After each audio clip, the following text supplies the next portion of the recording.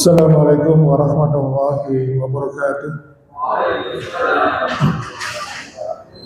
Alhamdulillah, alhamdulillahilladzi hamdan katsiran thayyiban mubarakan fi kama yuhibbu rabbuna wa yarda.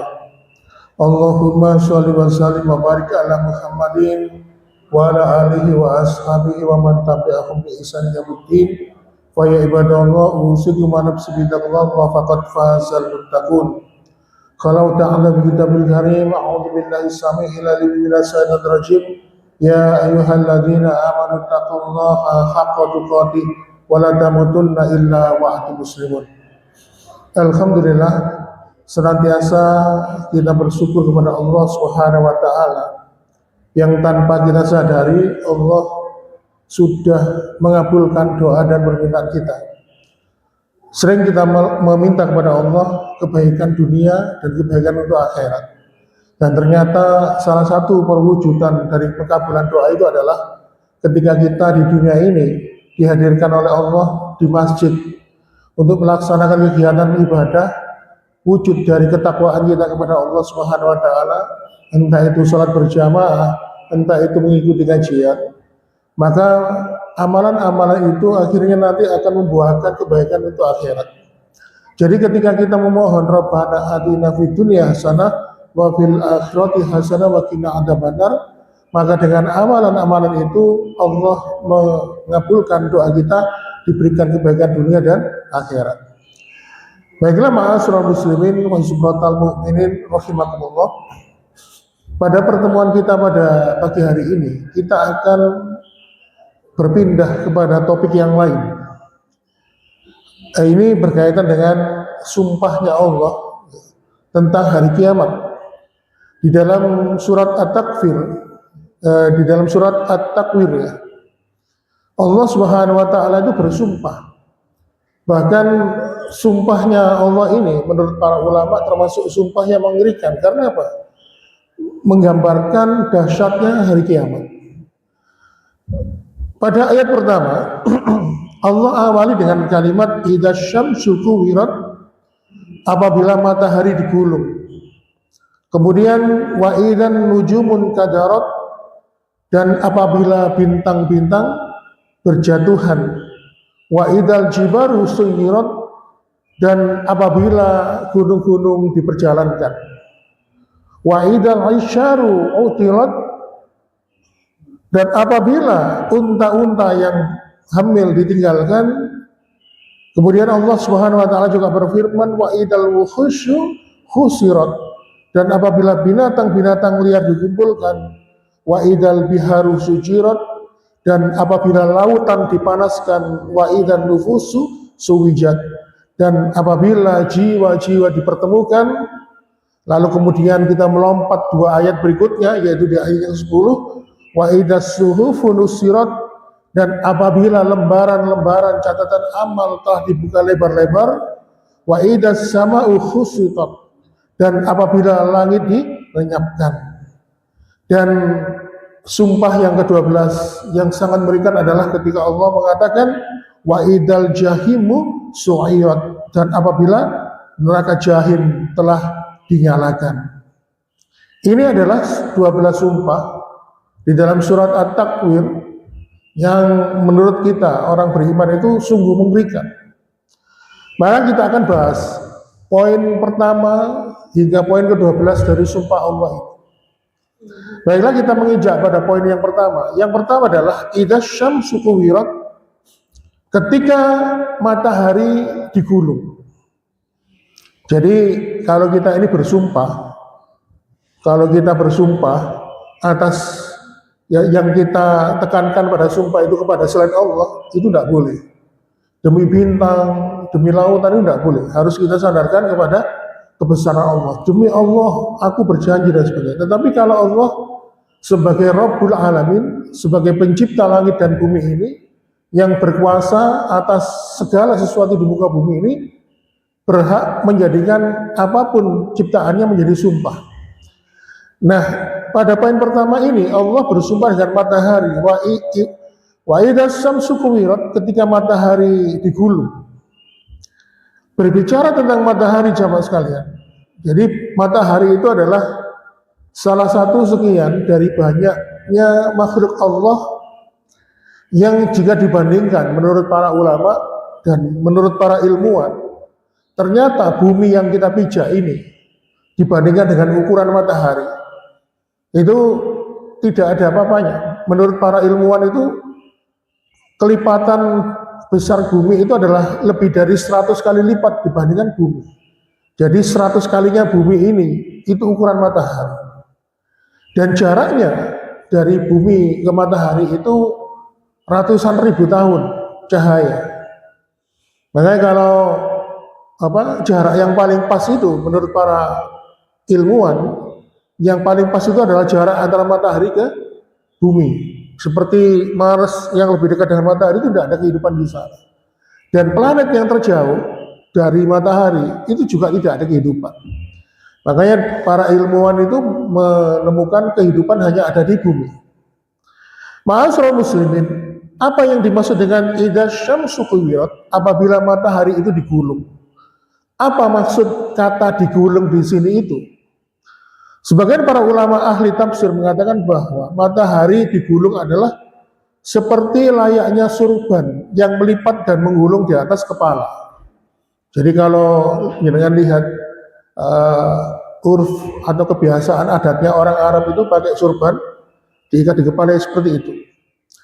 Jadi nanti matahari di hari kiamat itu akan dilipat oleh Allah dan dilenyapkan cahayanya. Kata para ulama begitu. Ma'asyiral muslimin, apabila kita melihat hari ini bahwasannya Allah jadikan matahari itu sebagai salah satu tanda-tanda kiamat. Makanya di dalam surat Al-An'am, surat ke-6 ayat ke-158, Allah Subhanahu wa taala berfirman, "Yauma ya'ti ba'du ayati rabbika la yakfa'u nafsan imanuha lam takun amanat min qablu aw kasabat fi imaniha khairah."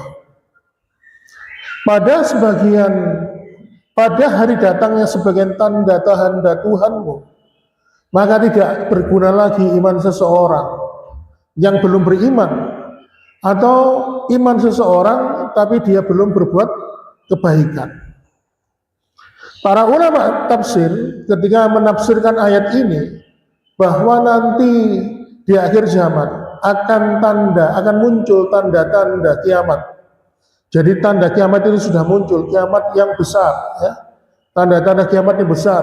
Kalau sekarang ini tanda kiamat kecil sudah banyak yang muncul. Maka iman seseorang itu tidak ada gunanya lagi. Makanya di dalam hadis Rasulullah SAW pernah menyampaikan, "Zalika hina ta'tulus samsu min maghrib." Hal itu ketika terjadi matahari sudah terbit dari arah barat. Salah seorang imam, salah seorang ulama, yaitu Al-Imam At-Thayyibi, mengatakan bahwa nanti matahari terbit itu dari sebelah barat. Munculnya terjadinya setelah dukhon, yaitu asap tebal yang muncul dari langit, di mana asap ini akan menerpa, menyakiti orang-orang kafir yang menghirupnya. Setelah dukhon ini hilang, maka terjadilah apa yang dikatakan oleh Nabi Muhammad SAW, yaitu matahari akan terbit dari sebelah barat. Maka semua manusia waktu itu, yang beriman maupun yang kafir, terkejut, sehingga akhirnya banyak yang menangis. Mereka menyesal bahwasannya kesempatan untuk bertobat itu sudah tidak ada lagi. Sebagaimana yang dikatakan oleh Allah di surat Al-An'am 158 tadi, di mana Allah mengatakan la yanfa'u nafsan imanuha, tidak berguna lagi keimanannya. Ma'asyiral muslimin, sehingga para ulama akhirnya mengutip hadis dari Rasulullah, la taqumus sa'atu hatta taqlu asy-syamsu minal maghrib fa idza tala'at fara'aha nasu amanu ajma'un fadzalika hina la yanfa'u nafsan imanuha lam takun amarat min qablu aw kasabat fi imaniha khairah. Kata Nabi, tidak akan terjadi hari kiamat hingga matahari terbit dari sebelah barat. Jika dia telah terbit, lalu manusia akan menyaksikannya, maka manusia akan beriman. Tetapi ketika saat itu tidak bermanfaat lagi keimanan manusia sebelum orang itu sebelumnya beriman, tetapi dia belum berbuat baik. Jadi ketika matahari terbit dari arah barat, keimanan manusia waktu itu sudah tidak berguna lagi. Apalagi kalau dia itu sudah beriman tapi belum membuktikan keimanannya dengan perbuatan baik. Sehingga akhirnya hadis ini mengandung pelajaran bahwa kita harus mensegerakan amal perbuatan kebaikan kita sebelum matahari terbit dari arah barat. Ma'asyiral muslimin, maka ketika matahari itu sudah terbit dari arah barat, itu tanda-tanda kiamat besar sudah akan terjadi.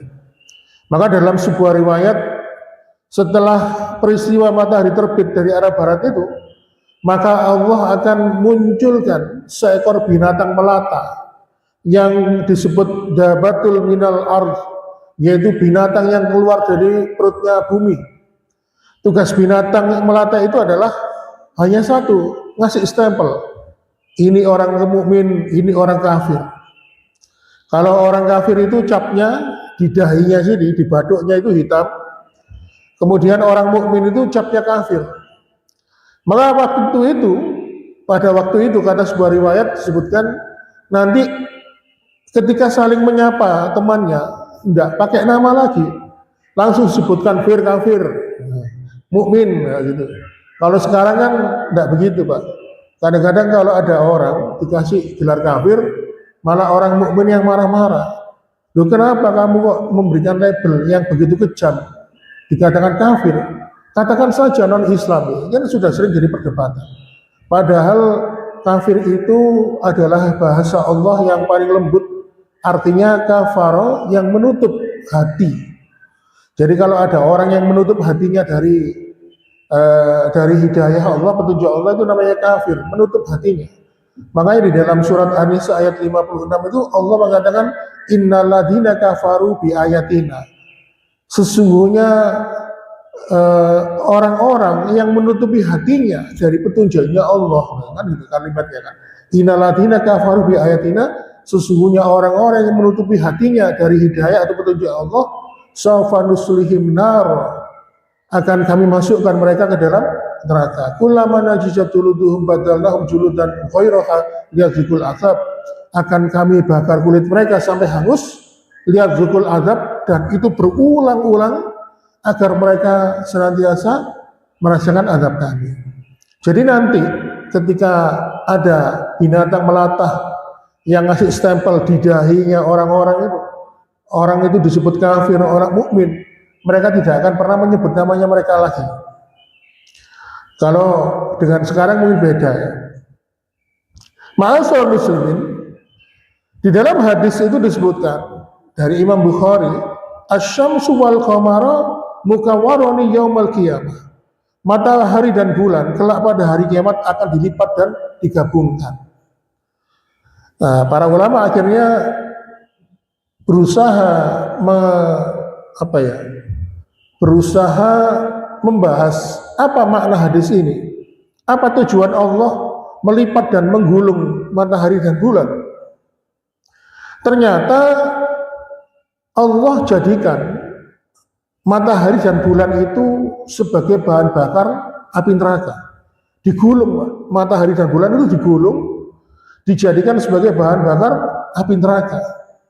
Tujuannya apa? Kelak nanti di hari akhirat, di hari kiamat, ketika di neraka, Allah akan menghukum Allah akan menyiksa orang-orang yang dalam kehidupan dunia dulu menjadikan matahari dan bulan itu sesembahan.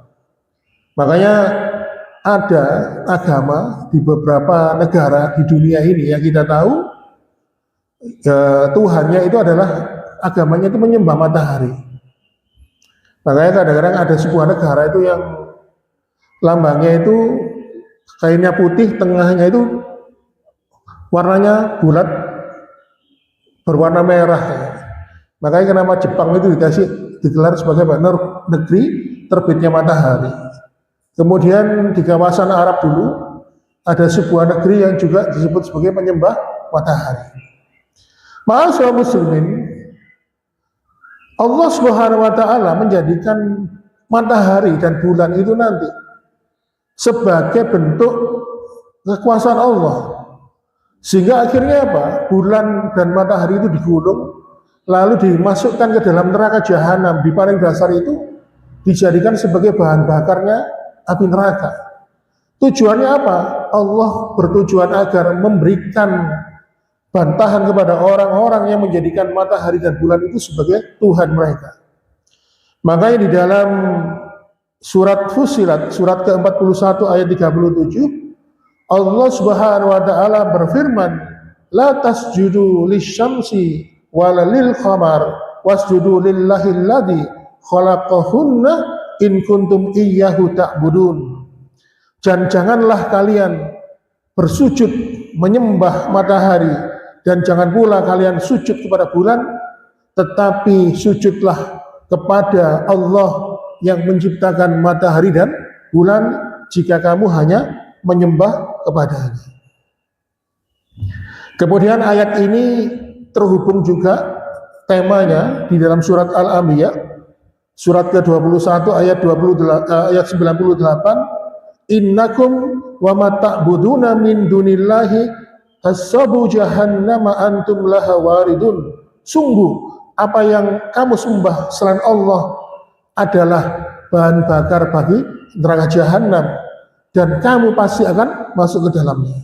Jadi Allah mengatakan kalau kamu menyembah matahari dan bulan, maka apa yang kamu sembah itu Allah jadikan bahan bakar neraka jahanam dan kamu pasti akan masuk ke dalam neraka jahanam. Ma'asyiral muslimin, menurut para ulama tafsir, ayat ke-90 dalam 98 dari surat Al-Anbiya ini juga menafsirkan sesembahan-sesembahan yang lainnya. Entah itu menyembah entitas yang lain, intinya sesembahan itu Allah jadikan sebagai sesuatu yang akan masuk neraka bersama mereka yang menyembahnya. Inilah ma'asyiral muslimin, kenapa Allah benamkan, Allah gulung matahari dan bulan itu ke dalam neraka jahanam, bukan karena matahari dan bulan itu berbuat dosa, penuh dengan salah, tetapi karena sesungguhnya Allah ingin menunjukkan kebesaran Allah bahwa matahari dan bulan itu bukan Tuhan.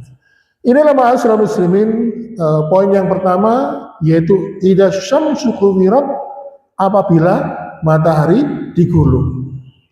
Pada poin berikutnya yaitu ayat berikutnya Allah berfirman, wa idzan nujumun kadarat, dan apabila bintang-bintang berjatuhan. Tetapi karena keterbatasan waktu, kita akan membahas poin yang kedua ini, yaitu insya Allah kalau Allah masih berikan kesempatan kita berjumpa lagi pada kesempatan yang akan datang. Demikian yang dapat kami sampaikan. Mohon maaf bila kekurangan. Kita tutup dengan doa kafaratul majelis. Subhanallahumma wa bihamdika asyhadu an la ilaha illallah wa asyhadu subhanallah astagfirullahaladzim wa bihamdika asyhadu an la ilaha illa anta astaghfiruka wa atubu ilaik. Wassalamualaikum warahmatullahi wabarakatuh.